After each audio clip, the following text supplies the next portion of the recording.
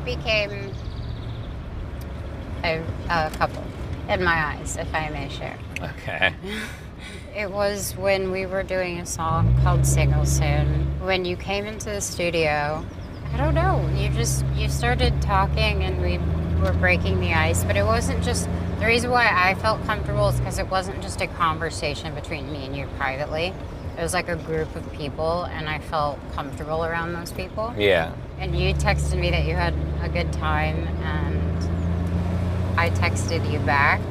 When I went in there, I wasn't even thinking about like dating you. I was literally. Well, neither was I. No, but I was literally trying to hook you up with my friends. Yeah, I remember I was like, oh, you should so come over for dinner. I have like a lot of really good single friends. And I was explaining to you like dates I was going out on and stuff. And yeah, no, I was actually doing the same thing, but I don't know, I liked you. Yeah, and I remember we started talking after, and I was like, I just thought it was like a casual thing, and you were like sending me selfies, and I was talking to you. But wait, in context, I wasn't just like dropping the selfies. In fairness, the reason I actually looked back on the first selfie I sent you, and it was a joke because we were talking about how I was like, oh, I look shitty in the photo, so I sent you all the worst pictures of myself. I liked it. But what girl would send the ugliest photos of themselves to someone they like? But I liked you. The love and of you my were life was.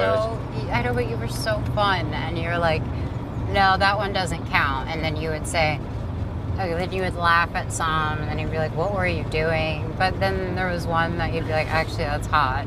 Did you look back at all of it? I did. I have, and I did. And they were only horrible pictures. So in my defense, I wasn't being like, hey, here's the cutest picture of myself. Cowboy is my version of Good For You, but no. I don't like to share it a lot, but I'm a very sensual person. And I love, and sometimes I put that into words and it can feel sexy, and I love that feeling. It's a sexy song. No, it's great. I feel like it's back to a sound that you kind of created. You kind of created this whole like whisper pop melancholy type of thing. Which I totally respect. People like or dislike, and I totally get that. And I feel like it's a cool nod back to like where you came from. Yeah, I feel like writing a song is like also being like in therapy. So you can say things. I feel like it's like almost like a safe place. You can say things that you would like never tell a person, let alone like your partner. And it was really cool to. Yeah, that's true. Yeah, you could kind of almost say anything. It's like, it's like saying your deepest, darkest secret, but it almost like doesn't count because it's in a song. It was really interesting getting to learn things about you that I'm not sure I'd be able to get out if we were in like a different arena. Yeah, that was so crazy that while we were doing this album, we just told each other, because mind you, the whole album isn't just about my life, it's about your experiences, our experiences together. Mm-hmm. Okay, so when we decided to name the album, it was actually, again, your idea. You had a few ideas that you had texted me, but that one was what stood out for me because it's sweet. Well, and because it's true. I know. Yeah. She said I love you first. I did. How did you name all your other albums? It actually depended on the song that I felt most connected to, but what's crazy is that my mind changes so often. So it's really an in-the-moment kind of feeling. Rare. I have so much to say about that. It was the perfect depiction, I think, of where I was in my life. Because I've always been vulnerable, always been honest, whatever, how people take that as a good thing or a bad thing. Rare to me was actually everything I would say.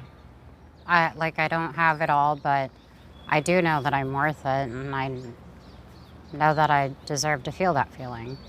Yeah, and now it became like Everything. It's just my like world. everything. Yeah, and it is such a baby. good. It's one of those things where you're like, fuck, why didn't someone say this sooner? Like, it's like I hear that in a song, and I'd be like, oh, or like as an idea, you know? I will say though, there's not a song quite like Who Says. I'm sorry I'm throwing it back, but Rare was a second version of that to me. And that song means so much to me. I was 16, and to this day, if anyone sings it to me, it brings me to tears because I needed that just as much as they did. So to be able to sing that with a group of however thousands of people and saying those words out loud, chanting that no one can tell or define who you are, was the coolest feeling. And that's what I got with Rare. Now, what were you feeling when you did a song like Who Says? Like, were you even thinking like, oh my God, I'm gonna be like a big singer? No, I don't think that's what I thought. I think that I understood the gravity of the song. Because I remember at the time, the writer was deciding between a few artists. I didn't write that song, but I was 16, I heard the song and I knew the importance of it because of how I felt. So when I heard the song, I remember I kind of asked the writer, I said, this song would mean so much to my fans. That's like the first thing I thought of. And they went with, I just tried it and they went with me, and I was really grateful because I had no idea that it would mean that much to other people as much as it did for me, but I was glad that it happened. But wait, I feel too weird. What about you? How do you name your albums? I actually have never asked you that.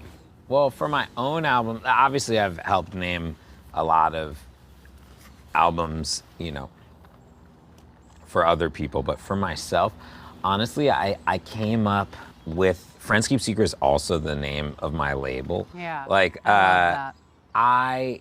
I was trying to think of it. I was like, well, what's like a pop punk band? And I was like, I thought like if I came up with a really good pop punk band, I remember I was gonna name my label and all my albums Everybody Gets a Trophy, like like when you're in like soccer.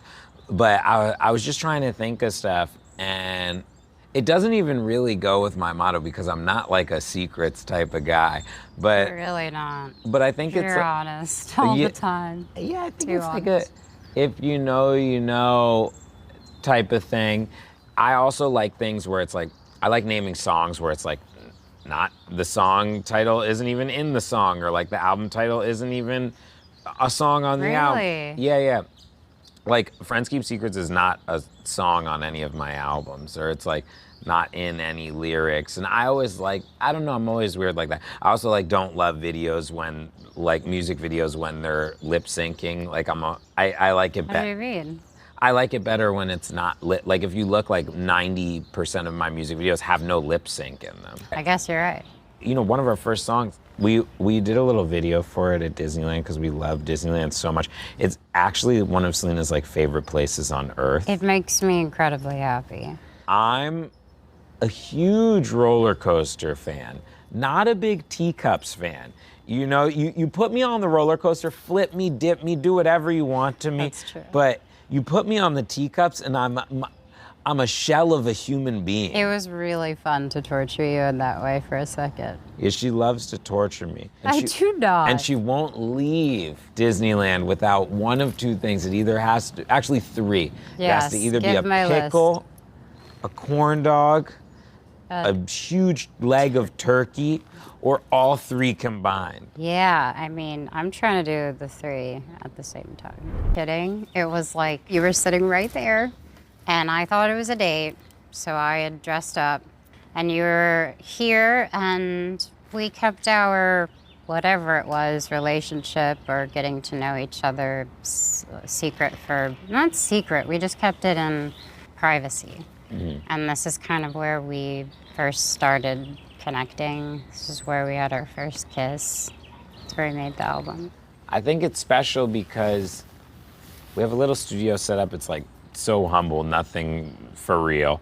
And we go in there and then, we get to go back into our cocoon of our bedroom, think about what we did. Like, it's like, oh, we're in here making a thing. And then it's like, oh, I guess I'll go cook some food. Oh, I guess you're in bed. Oh, I guess you're back. Like, it was one of those things where I can say I've never made an album that way. Yeah, and it was interesting because sometimes we record vocals late. She would record vocals, then like go to sleep. Then I'd be working on them. Then I'd come wake her up. She'd come back into the room and record them again. Yeah. And there was like a comfort to doing it this way. Yeah, and I feel like we weren't, while, like at the same time, we weren't down each other's throat about anything. It was like we were talking about everything. So if I had an issue in the studio, or I don't know, I needed your advice or your direction on something, it was so nice to be able to just text you and you'd be there. But I felt really comfortable, probably too comfortable making this album. Yeah, it's crazy. At a house. I just feel like your guard is down when you're in a house. It's different. You're not like in a studio and they're like, hey, let me take your order. Like, you're in a house, your guard's down. We had our friends come over to make the album. We weren't thinking like, oh my God, like this album is, I didn't even know anyone was gonna hear this at first. I just thought it was a good idea and exercise to try to do. And you don't typically like people in the room while you're doing your set. No, so I will be honest, the first time, I don't like being in the room until like I started getting more comfortable towards the end. But that's only because it's so weird. It's such a weird thing to be, it's almost really vulnerable. I don't know. It's the most vulnerable. Yeah, then it was nothing. Then it was great. But yes, we'd get up in the morning, we'd have conversation. But our conversation was never led going, what are we gonna write in the album? It was very like, this is on my mind, like, what is that? How does that make you feel, kind of thing. Yeah, I felt like your personal journal. I was just constantly like. Well, you are. Yeah, I was constantly For just life. writing whatever you said wherever we were. Sometimes you'd be saying something like really important, and I would like, I didn't know if you even realized, but I would like always open my phone. I'd be like, fuck, that's such a good line for a song. I did notice, but I also was very like, you know me, I can just like sit there and talk. So it didn't bother me, if that's what you're asking. I want to talk about Bluest Flame. It's one of those songs where like you immediately feel like you're in a basement, the walls are sweating, it's 4:30 in the morning. Somehow you're kind of sad, but you're happy, it's euphoric. We got to work with Charlie on this song, and she has such an amazing way of putting you just like in an immediate zone. And it's cool because one of our first songs, like probably like 11 years ago or 10 years ago, was Same Old Love, and we did that with Charlie too. And yeah, to me, this whole song is Charlie. I just feel like Charlie has this way of having a hypnotic, kind of like really like crazy, cool feeling. And that's what I feel like this song was. It's like a fever dream. Yeah, it's we wanted to have the first half of it be like this sweet, euphoric, like almost melancholy tone. And then all of a sudden it switches and you're like, oh, where's my drink? I'm in the fucking club. Mind you, I don't remember the last time I've stayed up till 4:30. That's true. That's when I wake up. That's when she wakes up. More so than anything else in the world, this isn't like an album where I had any expectation, because it's something we got to do together that was for us. And as a byproduct of who we both are, other people get to listen to this album, and that's like really cool. And I hope it inspires people to feel a certain way about themselves or their partners. But like all in all, the best part about it was just being able to spend time and make something that I love with the person I love. Yeah, it's very sweet, babe. Sunset Boulevard was interesting because it's like one of my favorite songs on the Same. album. You take a song like Scared of Loving You. That's like you're giving yourself to someone, you're fucking petrified because now you're finally in the place where you're gonna be with them, and you're like, fuck, I don't wanna fully lose myself in this because I'm scared I'm gonna get hurt again. I'm scared like this person's gonna leave me at some point, and all your insecurities pop out. And then with Sunset Boulevard, it's like, fuck, I'm letting go, I'm free falling. It's like that moment when you start to free fall into love and you're just like, it's the best feeling in the world. You feel like you're about to get like